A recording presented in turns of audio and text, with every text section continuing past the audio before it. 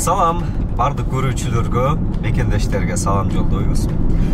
Биз дагы бир жерге сапар алдык, бир адамды кубандыруу үчүн. Демек, биз менен биргеликте болууга чакырабыз.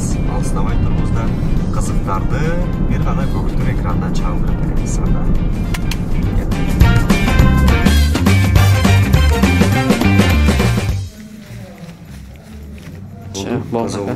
Таза болду. Камера даяр, Акырын кийин баштап кирели. Оң сууп койгон. 21-16 дейт. Эмне деген? Бүгүн -4 градус көрсөтүп атабы.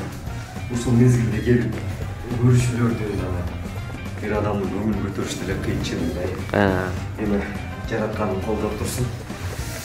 Кашымды да суу экен. Birinci özüstüm anayüzde götürüp alalım. İyi gelik anda. Başlayımız mı? Akırın başlap bireyli. Getken de. Şeyin көңүлүн көтөрчү айыл. İyi gelik var bizde. Güllerdi alaylı şunda. Oo. Şoğun güllerdi. Polnay derdi gördüğüz.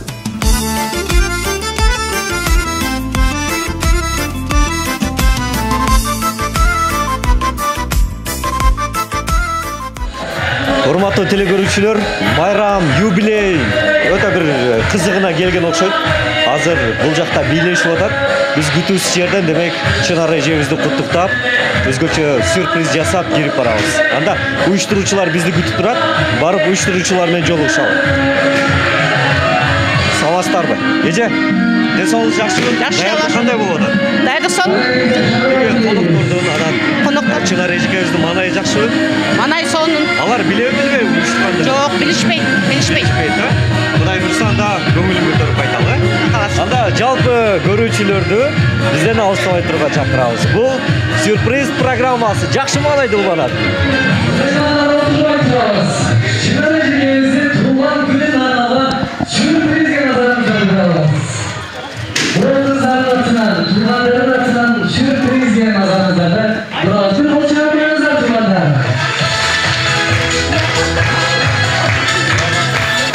Саламатсыздарбы? Чынара эжебиздин бүгүнкү жакшылыгын куттуктап келип отурабыз. Кол чаап берсеңиздер. Баракелде. Чынар эжебиз кана? Чынар эжебиз кана? Тамам, кол чаап туралы бүгүнкү жакшылык ээсине. Баракелде.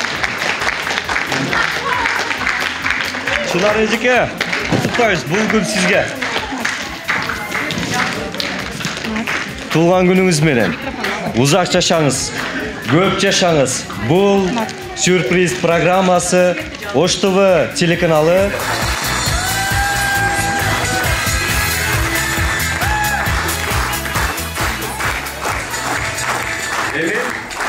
Чынар эже, мен жаныма келиңиз. Бүгүнкү эмоцияларыңыз, бүгүнкү күнүңүз кандай өтүп атат? Сонун. Жагып атабы? Канча жашка чыктыңыз? 60 жашка. Кудай буйруса, ушул биздин бүгүнкү конокторубуз менен жана дагы биздин мекендештер менен эң жакын инсандар менен 100 жылдык юбилейди дагы бирге болсо насип этсин деп кол чаап бериңиздер.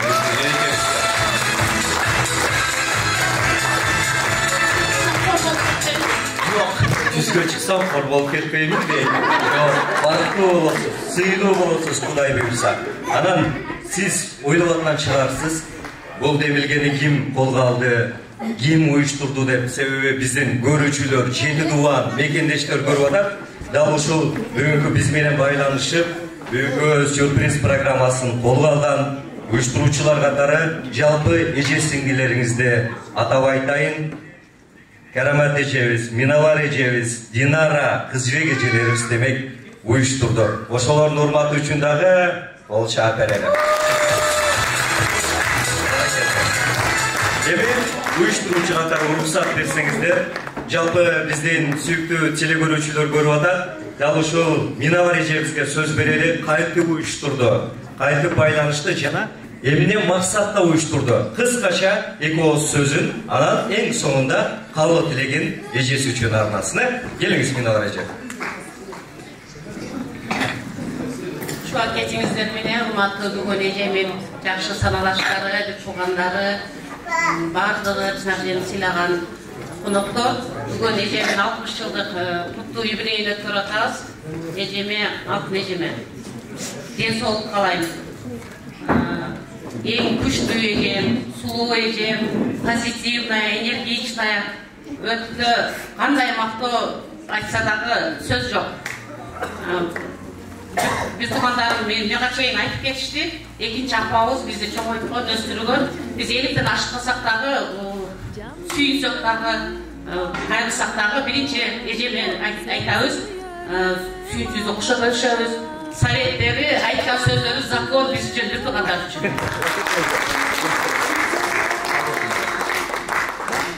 Siyanalorun, Allah'ım den soğuk versin sizge. Uşunuzdan жазбай жүрөрүңүз, позитивная болуп жүрөрүңүз, тамашалашып коймой эжем, күжүрмөн эжем, эмгекчил. Дайыма сен менен мактанамын апа. Мен сени Меккеге. Эң соңунда дагы бир сураныч, эжекебиздин урматына кол чабуулар. Көңүлү көтөрүлсүн. Бүгүнкү кечиңизде, бүгүнкү жашыңызда көңүл буласыз, бир айткан сөзүңө шаттанамын ата. Биздин эң кадырлуу телекөрүүчүлөргө дагы бир ысык салам жолдойбуз. Албетте бул сиздер күзөтүп жаткан эң сүйүктүү программалардын бири сюрприз көрсөтүүсү демек назарыңыздарда. Биз жакшы маанай менен улантабыз. Мына бүгүн Ош жергесиндеги Ош шаарындагы эң бир касиеттүү ресторандардын биринде биздин берекелүү эжебиздин, Чынар эжебиздин үздүк майрамы юбилей болуп жаткан мезгили. Биз дагы жалпы көрүүчүлөрдүн атынан, Ош ТВ телеканалынын жалпы жамааттын атынан жана дагы эже сиңдилеринин, бир туугандарынын атынан сюрприз жасап жаткан мезгилибиз. Анан мен сурайынчы сизден, бүгүнкү күндүн каарманынан, бүгүнкү эмоцияларыңыз кандай болуп атат? Негизи бир келип калат, ушундай сюрприз болот деп күттүңүз беле? Мында байкадыңызбы? Айтыштым бир тууган. Жок, билбедим мен. Эч нерсени байкаган жоксуз? Жок, байкабадык. Биз күйүп электе эле дасторкон, ана менен эле убара болуп ойлободум эле муну. Карындашым мен үчүн, мисалы үчүн, дагы эле мектепте окугам, мына ошон бантик таап жүргөн кызга окшойт. Кичинекей элечи. Кудайым бул карындашыма бар жокту берди. Ишинде ийгиликтери, неберелери, балдары бар жогу жакшы. Көп иштери бар. Барын айтпай эле коеюн, парник, малга сан, уйсайт, бар жоктон эмеде турат да. Эсепте албайсың.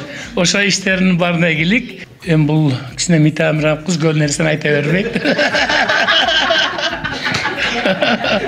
Анан мен дагы көп суроо бербейт. Ошон үчүн мен дагы билдирбей, өзүм билгенди айтам. Бул түшүндүңөр. Түшүнө жөнүмдө карасаң эле болду. Классташым болчу, кружокторго чогуу катышчубуз. Отличница. Жакшы жактарында айтып кетейин, дагы кийин аяшым болуп калды. Анан жүрүп мен күйөө болуп калдым буларга. Азыр жеңем болуп калды. Көп тармактуу таанышыбыз деп атпайбызбы? Биз мектепте окуп жүргөндөн эле эмне десем, бул жак өтө патриот. Мектептен пакта кайдаганда бул жак комбайнда коет элек, эң көп пактаны ушак берет эле. Үйүндө парник, огород, бирөө эптей албаган огородунда тартып алып эптеп коет. Ушундай. Тартып алып бер мага, сен эптей албай эткенсиң, өзү кошумча эгиндер дегет. Чындап да. Базарга кетканда автобуста кетип атып, уктап келет, уктабай салат да, түнү менен уктабайт. Точнобу? Өтө медеткеч, экономичная женщина. Молодец, биз там беребиз. Кыздарды качырып жуптаганга өтө уста. Бирок кимди жуптаса бардыгы бактылуу. Там бериш керек. Умайене да коет. Чынар эжени ушу биздин үйгө алып келип, отурушка, илгери ошондой эле да, отурушка алып келип биздин үйгө. Анан биз алып качып бергенбиз. Биздин аяштардан эң позитивная, активистка, комсомолка Баарыбызга жакшы советтерди берет үй бүлөлүк турмушта. Ветеринарный жагынан бар, агро жагынан бар, мал чарбасынан бар жогунан бар. Тигүүчү жагы бар. Азыр эме мойкасы бар, навайкананы ачып койду. Бар жогуна успеть кылат да, короче. Универсалка. Өз айтмакчы, действительно иш кыл деп берет эле, элдин баары ойноп жүрө берет эле. Ойногону качып кетсем мен таап алат эле. Чөмүнгөнү кетип калсам мен таап алат эле, ойлойт элем, кандай табат мени деп. Көрсө мен жыңайлак жүрчү эле комалды союзмон. Тапаным алды менен аркасы тиет экен, ортосу тийбейт экен чаңга. Ошону мен билет экен. Ошо изим менен барып таап келет экен. Точно по адресу, по назначению. Любой жерде таап алат. Эжем бир өтүгү бар. Ошонусу гана чыдайт бугачы. Ошо өтүк чыдайт да, короче, керзовый, солдатский.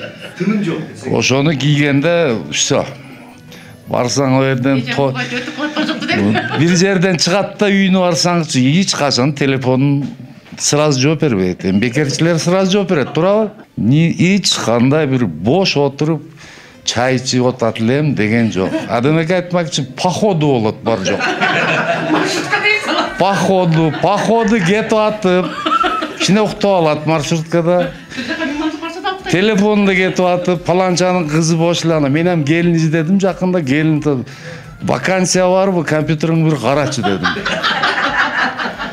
Десем, бу кылды, пока не знаю деп койду. Анан эми өтө жакшы көрөм эжемчи. Ушу дүйнөдө кимдин эжеси болсо ушундай эжени каалайм. Жеңем бизге келин болуп келгенде мен 5-класста окуйт келдим. Жеңе айтып бересиз го. Балдарды өтө жакшы тарбия берди. Нургазы менен Маратты тарбиялап, көп кууп, урушканда бечара экөө жүгүрүп атам менен апама чоң энесине качып келчү эле да. Качып келип аркасынан кууп келет эле. Анан таш көтөрүп алат эле. Олар келип атам менен апамдын аркасына өтүп алса, чык мына жок, чык мына кыз. Анан алдайт эле. Чыксаң, атаң келди, мындан алып келип койду, анан алып келип койсо, билет да булар жеңеми. Чыгарып алса сазайын берет. Чыгышпайт эле. Анан ташын кармалап жеп таштап, анан кайра ташы менен кетет эле үйгө. Жеңем менен көп жакшы күндөрүбүз бирге өттү. Чындыгында ошол акам болгондо мындан дагы башкача болмок. Азыр экөө бир айда туулган, юбилейлери бир болмок. Ушу небере көрдүңүз, мында кааласа чебере кыбыра көргөнгө жеткирсин. Ар тараптан бар эжем. Кандай мактасак дагы эжеме жарашат. Эжеми биз экинчи апабыздай көрөбүз эжем. Порядочная, өзү дагы требовательный, тазалыкты жакшы көргөн эжем. Бизди дагы ошого үйрөткөн. Ошо жакын жерде эле иштейт эле, Селвадовский уже начальник отдел кадров болуп иштейт эле. Ишке кетип атып, бизге тайындап кетет эле. Мынаны жыйыштырасың, мына акамдарга малды сугарасың, башка кыласың, бизди үйдү жыйнайсың, шаяк жуйсуң деп кетет эле. Анан кийин бала экенбиз да жуубайбыз. Жуубай эле ойноп жүрө берет элек. Анан саатты карап турат эле. Саат болоюн дегенде бир жарым саат калганда анан кийин кел айтат дегенде шаңытып, шыпырып, казанды эч эсимен кетмейт да. Онда сүт постоянно пышырып, сүт неме боло берчү эле да. Чалап чукчуп, антарып коюп, шаңытып, суу себип, шыпыр, анан кел айтат, келип калды дегенде патрап жейт элек. Анан эки акам, Жаню акам менен Каню акам, эки акамдар сөзсүз дарбазада бол бизди деп айтып турат эле дагы, дарбазанын өзүндө күтүп турат. Келгенде сөзсүз чочутканда оппа дегенде эжем сөзсүз аста деп чочуйт. Анан сезип дагы калбайт да, ошо кел айтып азыр дагы чочутушу мүмкүн дебейт да. Ар келгенде ар башкача колдору дагы кыймылдап кетет да, биз күлөт элек. Азыр деле мына эликтен ашып калсам деле биз сөзсүз эжемен мен сүйүнчүгүмдү сөзсүз биринчи айтам. Капалансам дагы биринчи айтам. Советтерин как закон катары көрөм да, баарыбыз ушундайга көнгөнбүз, бизди ушинтип тарбиялаган. Биз кичинебизде апабыз өтүп кеткен үчүн бизди эжем баккан да ошо эжем. Сиздин курагыңызда эч ким мындай иштеп жүгүрүп жүрбөйт. Өтө менеткеч, күчтүүсүз. Ушундай болуп жүрө бериңиз.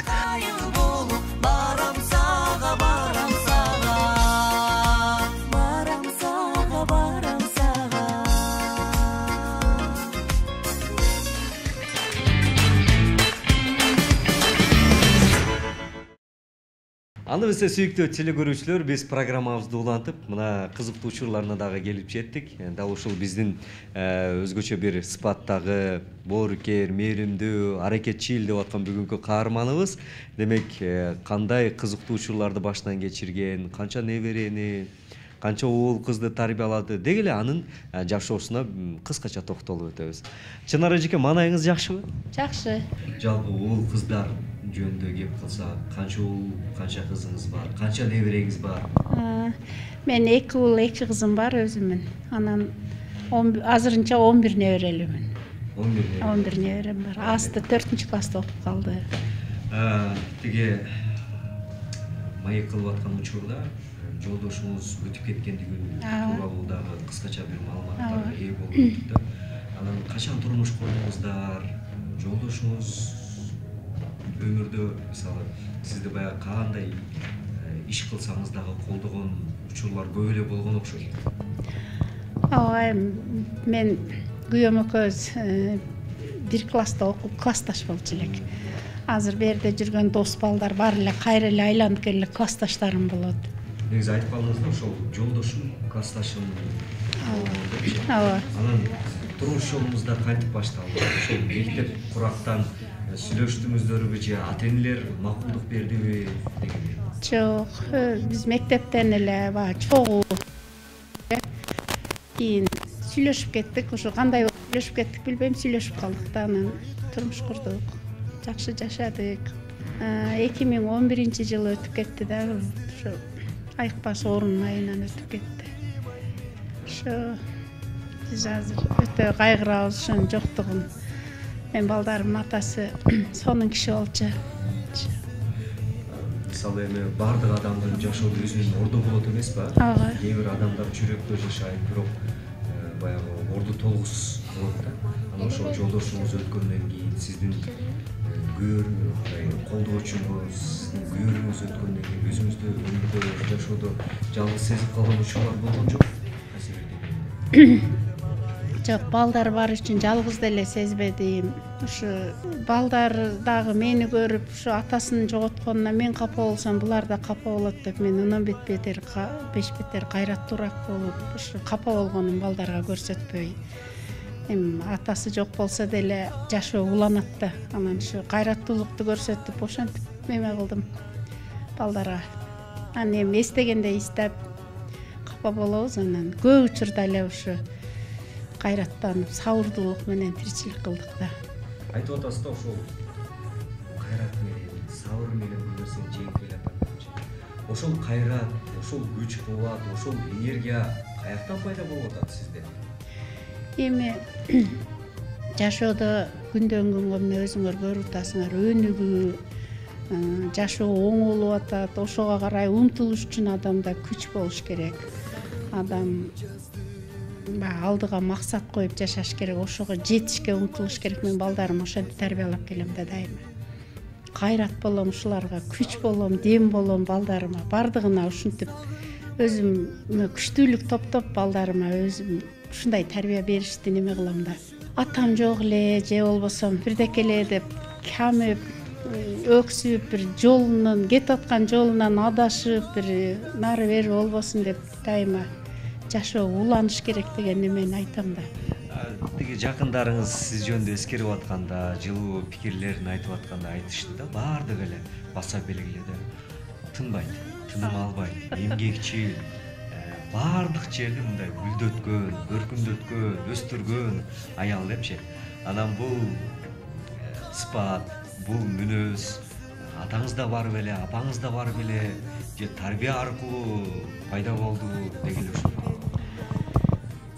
Атам менен апам мурунку заманда ошол колхоз, совхоздун баягы малчы дегендери болчу эле. Ошондой малчылар болуп иштешип баягы түйшүктүн эң оор немесин, баягы кесиптин оор тибин тандашкан экен. Малды эми жамгыр жааган күнү да, кар жааган күнү да токтотпой караш керек, дем алышы жок караш керек.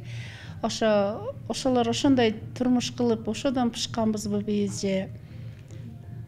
Бирок атам деле, апам деле мээнеткеч болчу эле экөө тең. Ошондой болсо керек деп ойлойм. Мына бүгүнкү күндө сиз тайнесиз, чоң энесиз, анан ошол тайнелик, чоң энелик милдет, жоопкерчилиги бар да, анын дагычы тарбия бериш керек, түз жолго багытташ керек дегендейчи, ушул неберелерге, уул кыздарга тарбия бергенде көбүнесе эмнеге көбүрөөк басым жасайсыз?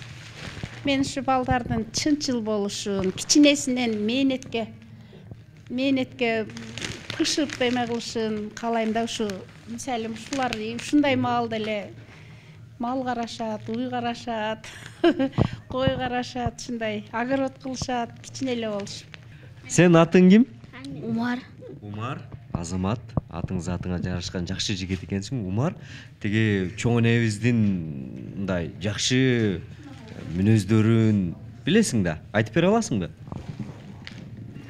Энем кандай? Чоң энебиз кандай? Энем жакшы тарбияларды берет. Бирдекени кылып атсаң тура эмес кылып койсоң урушпай ушуну мындай түшүндүрөт да. Чоң энеңин кайсыл сапатын жакшы көрөсүң? Эркелеткенин. Кайсы мезгилдерде эркелетет?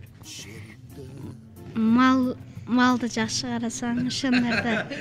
Жаман карап койсоңчу, оюнга алаксып, мындай карабаган учурлардачы. Жакшы кара деп кичине уруш коет. Ай, баракелде. Ошо 60 жылдык өмүрдө сиз эмнени таптыңыз, эмнени жоготтуңуз? Балдарды таптым. Ушул эмеде. Балдарын таптым, ушу неберелер сүйүп отурам да каласа. Ошол эми балдар эле байлык деп ойлойм мен. Калганы бар. Эми ар бир адамдын канча жашка келбесин баягы алдыга койгон максаты, баягы келечектен үмүтү болот эмеспи? Себеби баягы үмүтү жок адамга жашоо караңкы жана мындай тар да. А сиздин келечектен үмүтүңүз эмне, тиленгениңиз эмне, алдыга койгон пландарыңыз эмне болуп атат азыр?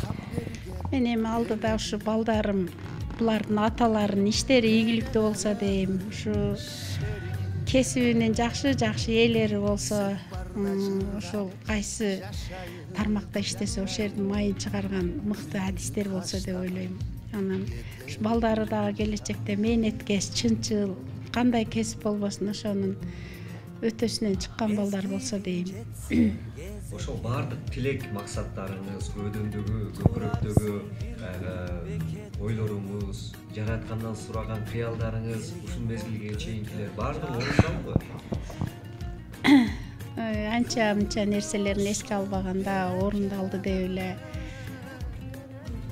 ойлойм. Ошол анча-мынча орундалбай калган нерселерге токтолсок болобу, айта аласызбы?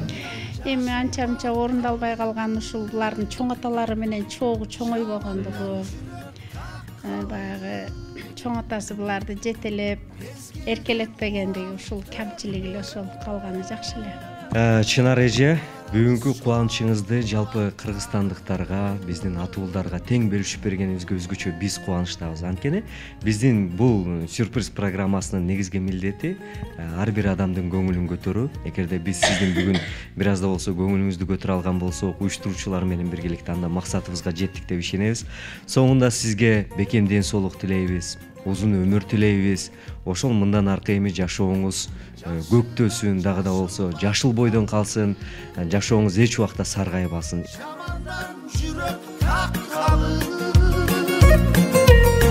Mezgildin ulan törnü, barabız çoğu attanı,